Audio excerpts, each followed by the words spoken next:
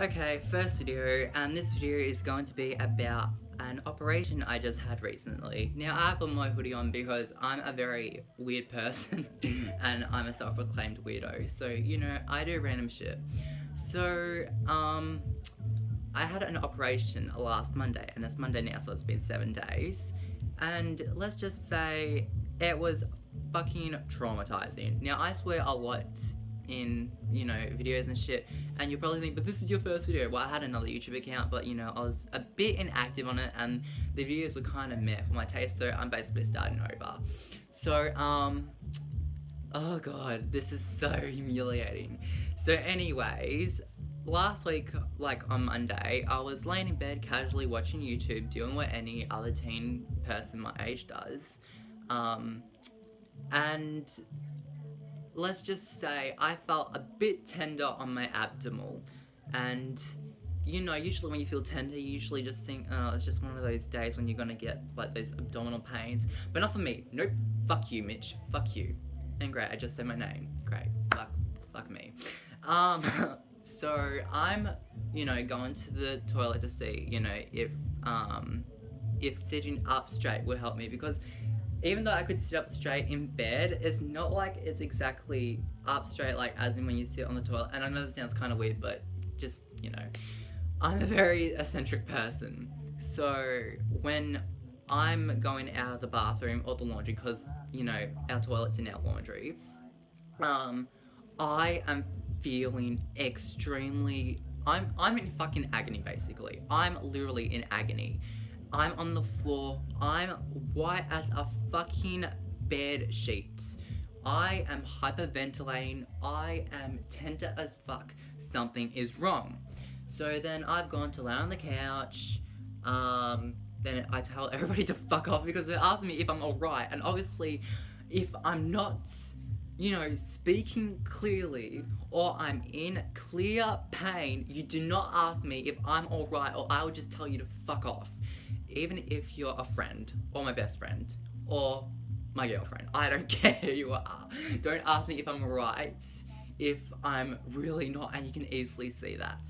So anyways, wait, what the fuck is that? Whatever. So anyways, then I have to sleep for about 3 hours, because I was too stubborn to go to the hospital. So then after I woke up after my 3-hour nap, somehow I slept because I was in fucking agony. I went back to my room, and then I started to feel tender yet again, but it's minor pain. And I'm thinking, this is so weird. So then I'm looking down on my abdominal, like, ball sack area, because, that's where it was very tender. And if you can't pick up what I'm trying to get at, this is gonna be a little bit of an inappropriate story, but seriously, if you're like 17, you shouldn't be getting grossed out by this shit. Come on, dude. And then I'm like, what the fuck? That testicle is like 3 times bigger than the other. Something is going on. So then when my mum says dinner is ready, I said something's going on downstairs.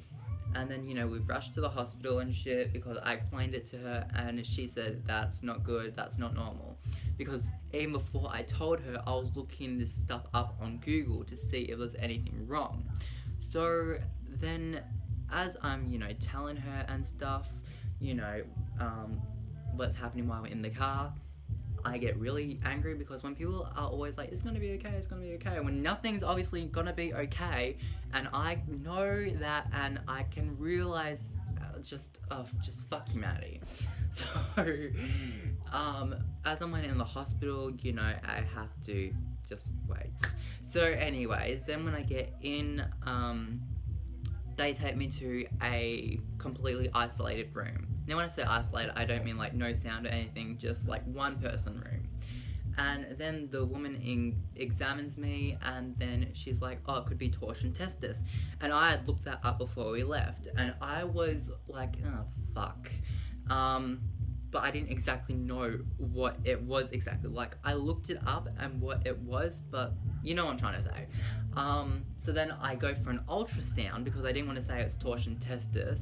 until I've done the ultrasound.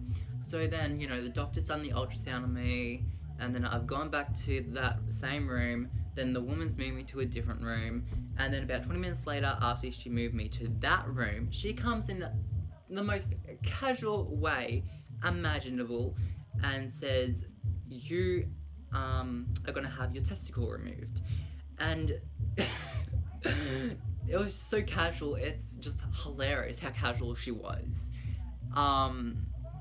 And I was brain fucked. I did not know what to think. Like, I was like, can you please repeat that? And then she says it casually again, you're gonna have your testicle removed. And then I lose my shit. Like, I don't lose my shit on the outside, like on the inside, I'm thinking to myself, holy fuck, is this really fucking happening? Really fucking right now? And then, you know, dark thoughts like, fuck my life, you know, shit like that. So then they moved me to the pre-operation room, which is kind of like a massive room where all the operation